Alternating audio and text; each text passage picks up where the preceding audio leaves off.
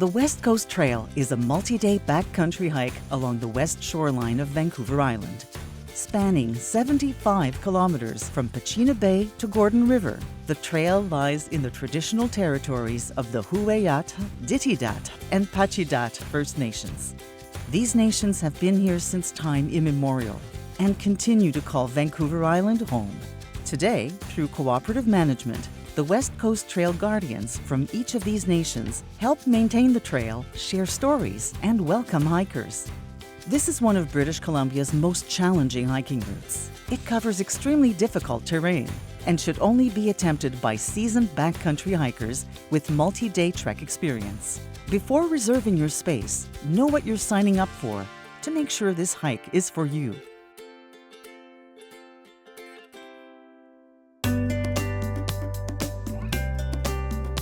Hiking the West Coast Trail is difficult, even for experienced hikers. Most people will spend between 6 and 8 days in the backcountry when traveling from end to end. There's also a midway entry point at Netenat village, which can shorten your journey by a few days.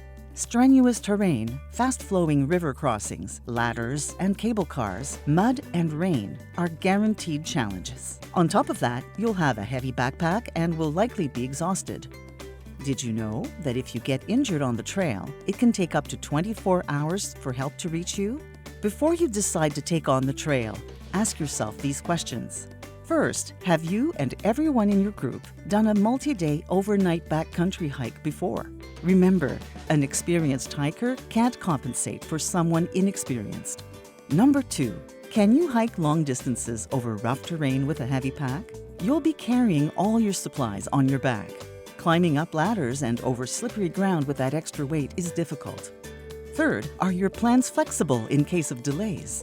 Forging ahead in bad weather, hiking late in the day, or rushing to finish often leads to injury. Floodwaters, repairs, or an accident on the trail can delay your trip by days. If you can't be flexible, rethink your plan. Next, are you healthy and injury-free?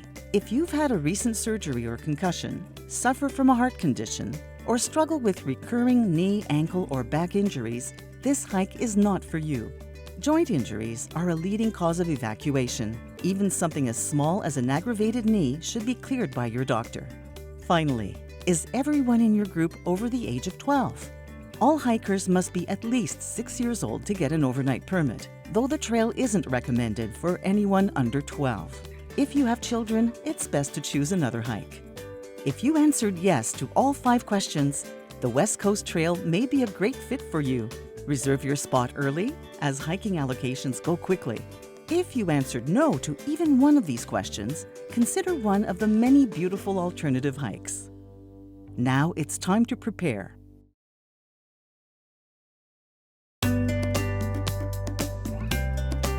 The West Coast Trail isn't a hike you can decide to do on a whim. It's a challenging trek, requiring careful preparation.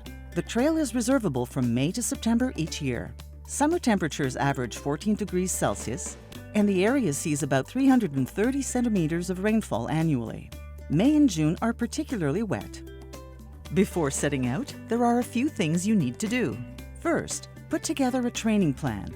Start a full-body strength and cardio program at least 3 months before your hike, with uphill endurance training in mind. Practice hiking with your weighted pack and hiking boots well in advance. Remember, this should not be your first overnight backpacking experience. Before you leave, write out a trip plan and share it with your emergency contact. Include where you're going, with whom, your nightly itinerary, an anticipated return date, and instructions on what to do if you don't return.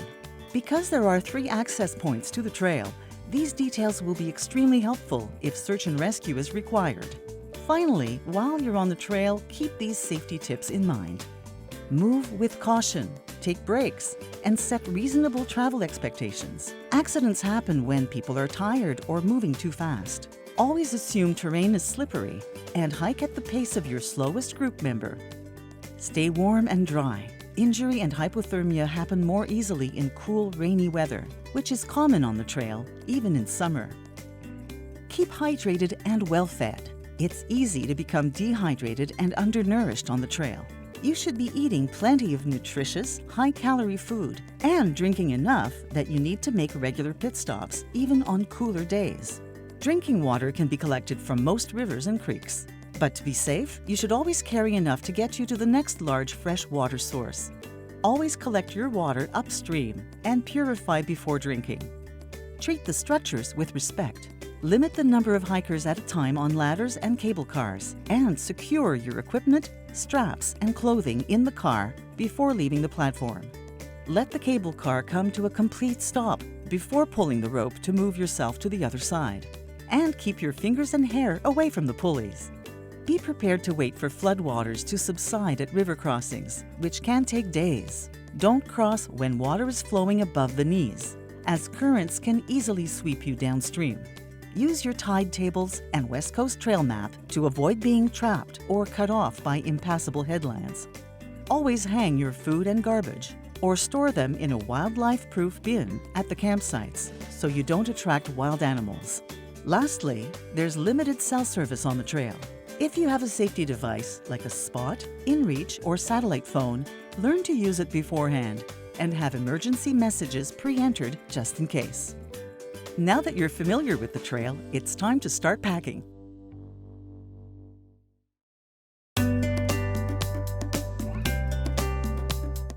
Your experience on the West Coast Trail will be far better if you're comfortable and well prepared.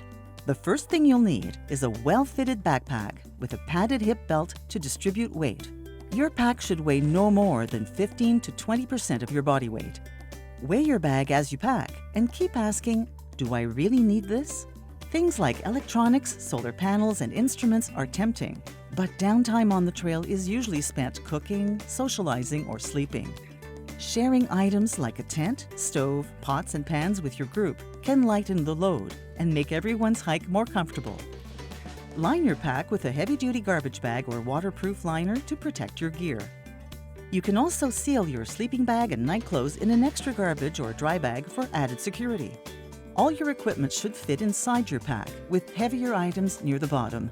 Don't leave anything swinging off the sides. It could get caught on trees or rocks and throw you off balance.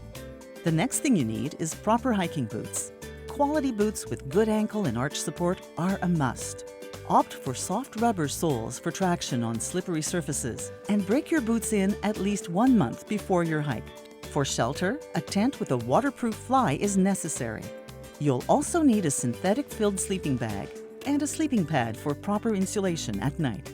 For meals, pack foods that are high energy, lightweight, and quick cooking, like dehydrated meals you can add water to, energy bars, dried fruit and nuts, and oatmeal.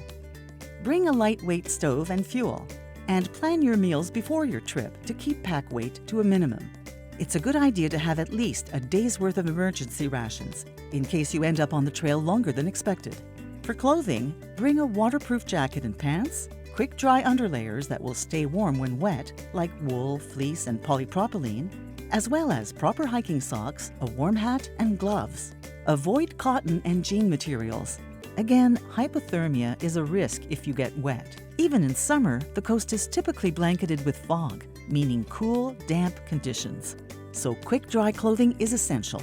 Other important items to remember are a watch to use with tide tables, a first aid kit including prescription medication, 15 meters of rope to hang your food, a water container and purification system, collapsible hiking poles, a waterproof fire starter, and if possible, an emergency signaling device. Remember, your cell phone will be unreliable on the trail. There are a few other items to consider bringing. Download the West Coast Trail Hiker Preparation Guide from the Parks Canada website for the full list. The West Coast Trail is an incredible bucket list experience, one you'll remember forever. Now that you're prepared, it's time to get out there and start training. Happy trails!